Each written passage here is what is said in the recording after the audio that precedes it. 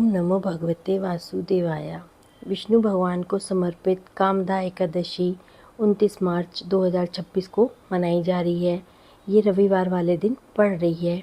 इस दिन शुभ मुहूर्त में पूजा करने से प्रभु प्रसन्न होते हैं, जीवन की सारी बाधाएं खत्म होती हैं, उनकी कृपा से घर में सुख समृद्धि आती है। विष्णु भगवान जी को बृहस्पतिवार बहुत पसंद है। ऐसे में लोग पूजा भी करते हैं, व्रत भी रखते हैं और एकादशी वाले दिन भगवान की विधि विधान से पूजा की जाती है।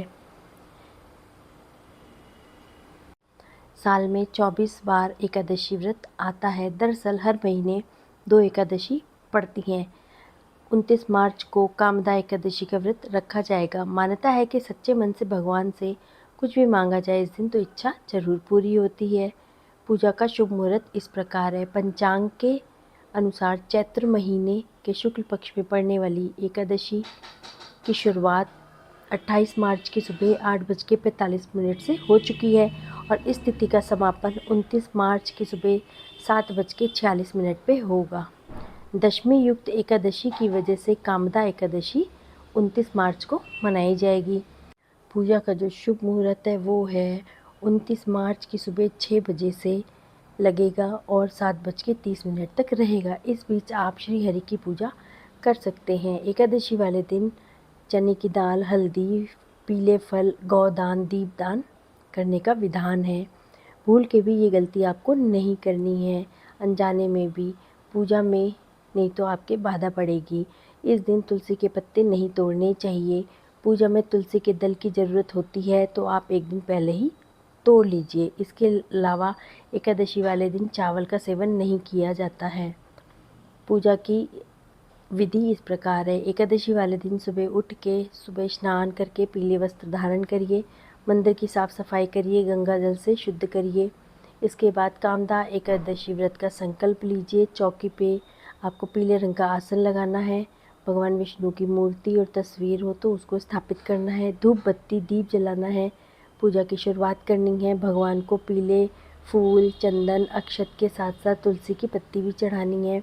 भोग में भगवान को आपको पंचामृत चढ़ाना है और आरती करनी है। व्रत की कथा ज़रूर सुननी है। भूल चूक की माफ़ी भी मांगनी है। इस दिन किए गई व्रत से आपको सुख समृद्धि में वृद्धि होगी। कामदा एकादशी व्रत कथा इस प्रकार है। भगवान श्री कृष्ण ने युधिष्ठिर से पूछा, एकादशी क्यों मनाई जाती है? तो उन्होंने इस प्रकार से उनको बताया। पौराणिक कथाओं के अनुसार भगवान राम के पूर्वज राजा दिलीप ने भी गुरु वशिष्ठ से सुनी थी। कथा के अनुसार प्राचीन काल में पुंडरीक नामक एक राजा राज्य करता था। वो भोगीपुर नगर में रहता था।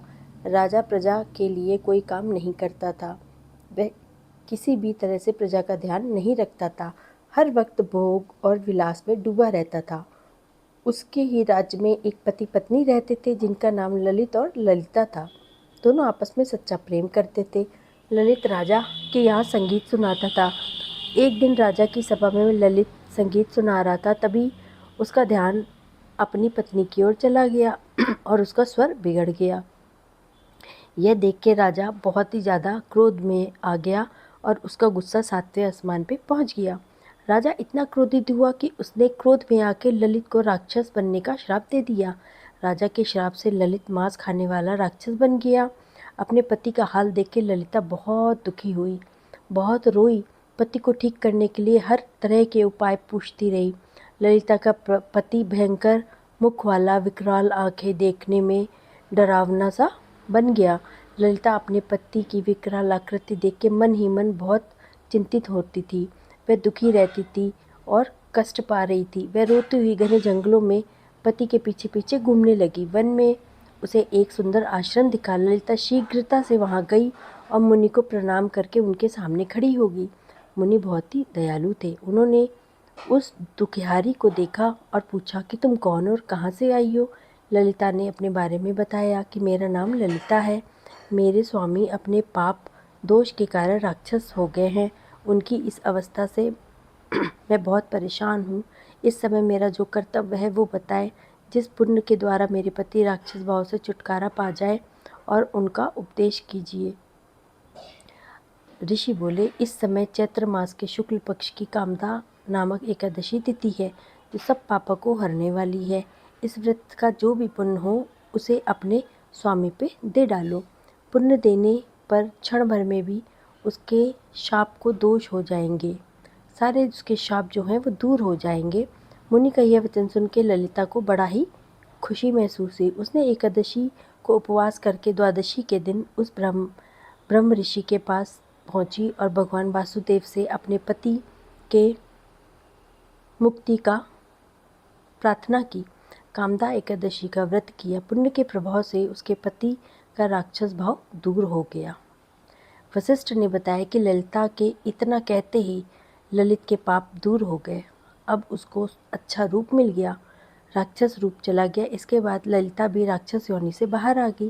वे दोनों पति पत्नी कामदा के प्रभाव से पहले की अपेक्षा अधिक सुंदर हो गए और सभी को एकादशी का व्रत का पालन करना चाहिए। और कामदा एकादशी ब्रह्म हत्या आदि पापों, पिशाच और दोषों का नाश करने वाली है।